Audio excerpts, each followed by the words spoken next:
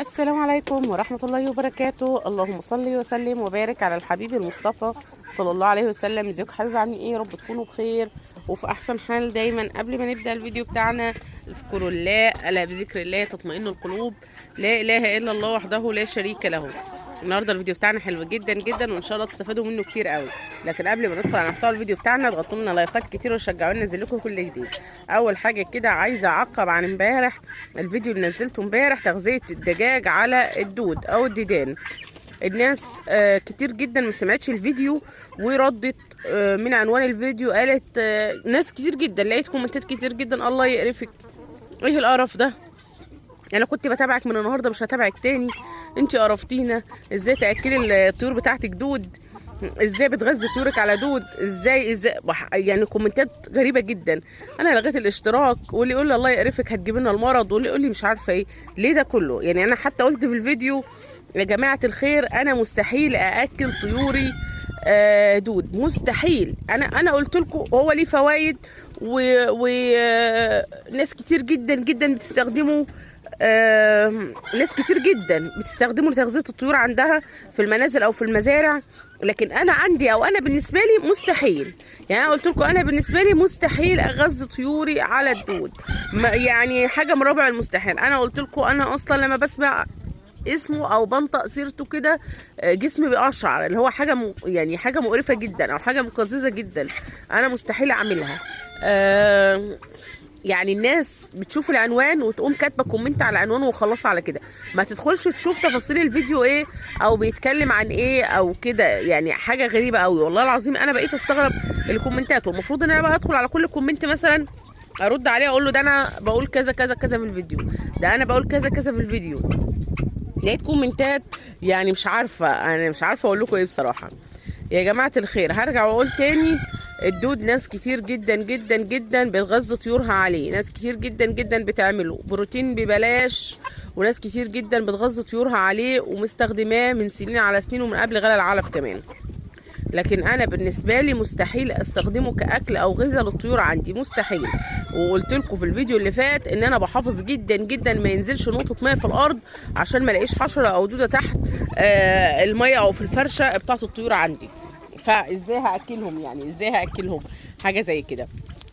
لكن كل واحد ليه حريه شخصيه ان هو يغذي الطيور على دود او يغذيه على علف او يغذيه على زي ما يحب. يعني كل واحد زي ما يحب، كل واحد وطريقته. لكن هرجع واقول لكم بقى الناس اللي بتقول لي غلا العلف، موضوع الحلقه بتاعتنا غلا العلف بيخلينا مش قادرين نربي طيور، مش هنربي طيور عشان غلا العلف، مش هنجيب طيور عشان غلا العلف.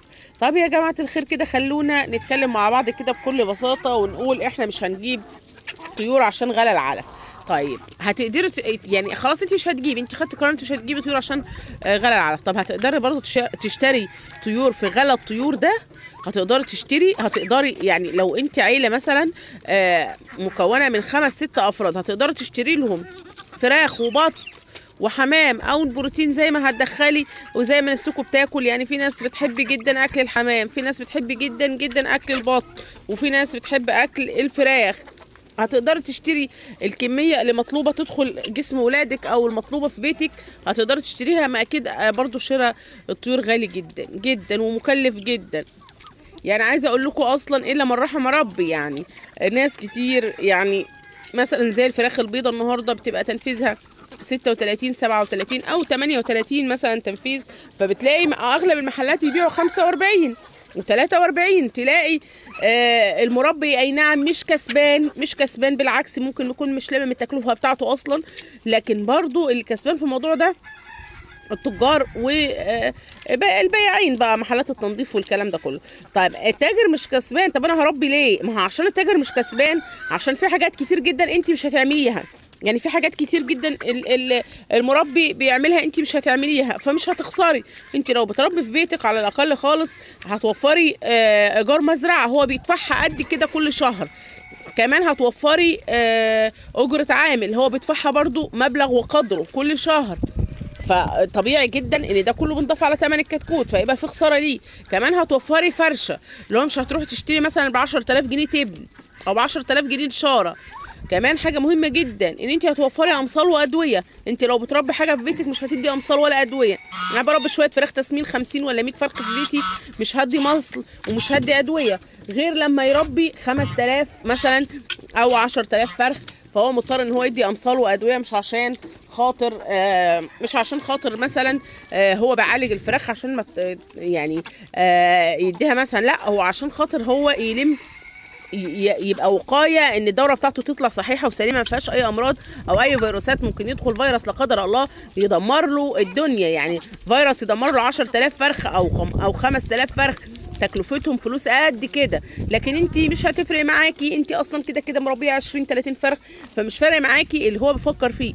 فانت ما تربي في بيتك مش هتخسري فيهم، بالعكس مش هتخسري. حتى لو ما كسبتيش فيهم هتبقي استفدت ان انت ربيتي حاجه في بيتك نظيفه، مش واخده ادويه، مش واخده هرمونات، مش أكل ممكن تغيري طعمهم مثلا ان انت تزودي لهم حاجات بديله للعلف، كل الحاجات دي. فانت ده لو فراخ تسمين طبعا. انما لو شويه رومي زي اللي قدامكم دول هتاكليهم. انتوا شايفين الرومي بياكل العيش ازاي؟ بيحب العيش جدا جدا اهو. هياكل شويه برسيم، بيحب البرسيم جدا برضو. هتاكليه اي حاجه بقى، مش شرط ان انت هتاكليه علف وتكلفه عاليه والكلام ده كله. لكن انا برجع وبقول انت لو مش ربيتي طيور مش هتعرفي تاكلي من بره، مش هتعرفي تجيبي من بره، ومش هتعرفي تاكلي من بره. هيبقى الامور صعبه عليكي جدا.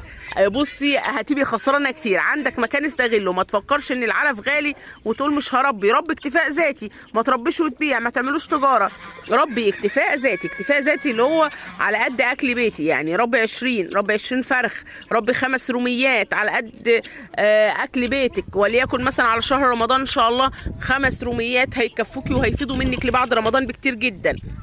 ربي هاتي وزه ذكر وانتايه زي اللي هناك دول مثلا، وربيهم ينتجوا لك على قد اكل بيتك. ان فاض منك حاجه وعايزه تبيعيها خلاص، ما فاتش حاجه، يبقى انت ما خسرتيش حاجه. انت ربيتي على قد اكل بيتك، كلتي بيضه اورجانيك نظيفه ما فيهاش ادويه، كلتي ديك شمورت او ديك بلدي اكلتي ليكي او لاولادك حاجه نظيفه اورجانيك ما فيهاش ادويه خالصه، وممكن ما تاكلهاش علف اصلا طالما حاجه للبيت، فمش هتفرق معانا كتير. اللي هو مش هبقى مضطره ان انا ادي ادويه، ومش مضطره ان انا ادي هرمونات عشان عايزه وزن عالي، مش مضطره ان انا ادي فيتامينات واملاح وحاجات لزياده الوزن والكلام ده كله عشان عايزه ابيع بدري خالص. براحتي ان شاء الله يقعدوا 5 شهور، مش ورايا حاجه، عندي خير في البيت وباكل الاكل اللي موجود عندي، مش مضطره ان انا اشتري علف كل يوم والتاني. فالموضوع سهل جدا، سهل اكتر ما انت تتخيلي. يعني الناس لا ده العلف غلي انا مش هربي تاني. ما هو العلف غلي يا جماعه، احنا مش بنجيب بالطن. يعني انت لو ربيتي لك 10 فرخات في البيت اللي هو هياكلوا كل يوم منك مثلا كيلو علف، فهو الكيلو علف مش شغلانه. يعني كيلو علف مثلا ب 17 او 16 جنيه، انت كسبانه بيهم 10 فرخات لمده شهر مثلا، شهر وخلاص. مش هتجيبيه كل يوم، كيلو العلف ده هتجيبيه لمده شهر مثلا، وهتذبحي الفراخ وخلاص، فراخ بيضه. هتجيبي مثلا مع عندك شويه رومي او كام وزايه كده، هاكلهم الفتره الاولانيه علف، اللي هو برضو الواحده ما تتخطاش الكيلو علف. وبعد كده هبدا اخلط لها شويه عودين برسيم، على شويه عيش، على حبه رده، على شويه دشيشه، على شويه قمح، على اي حاجه موجوده في البيت. بواقي اكل مطاعم هقدر اسلك فيه واجيبه الكيلو ب2 جنيه، اي حاجه من الحاجات دي. وهيبقى عندي طيره في البيت، هيبقى عندي خير في البيت، هيبقى عندي حد دخل عليا ومعيش فلوس، مش هجري واستلف عشان اجيب واعمل اكل، مش هبقى مكسوفه، مش عارفه اعزم على الناس اقول لهم تعالوا كلوا او اشربوا وانا اصلا مش جاهزه ان انا اعمل اكل لحد دخل عليا. فكل الحاجات دي احنا بنتكلم فيها لقدام. حبيت بس انوه لكم كده واقول لكم عشان الناس بيقولوا لي غلا علف، فرب ازاي ما دام هي مش قادرين نربي. رب اكتفاء ذاتي لنفسك. ولو عايزين نبدا معاكم دورات 50 كتكوت 20 كتكوت انا ما عنديش مشكله خالص. اكتبوا لي في الكومنتات احنا عايزين نجيب 20 كتكوت بلدي، هاتي معانا، هجيب زيكم بالظبط، هجيب 20 كتكوت بلدي زيكم بالظبط، هجيب 50 زيكم بالظبط. عايزين تبداوا دوره رومي قولوا لي هاتي 50 روميه، هاتي 20، هاتي 10، هاتي 5، هجيب 5 واربيهم معاكي، ما عنديش مشكله خالص. وهربي وهكلف زي ما انت هتكلفي. هجيب كيلو واحد من العلف هاكله، وبعد كده هبدا ادخل حاجات تانية. البرسيم كتير جدا الايام دي ما شاء الله، وبيوفر جدا جدا في الاكل، في اكل الفراخ واكل البط واكل الرومي واكل الوز، لانه بيحب الخضار جدا جدا.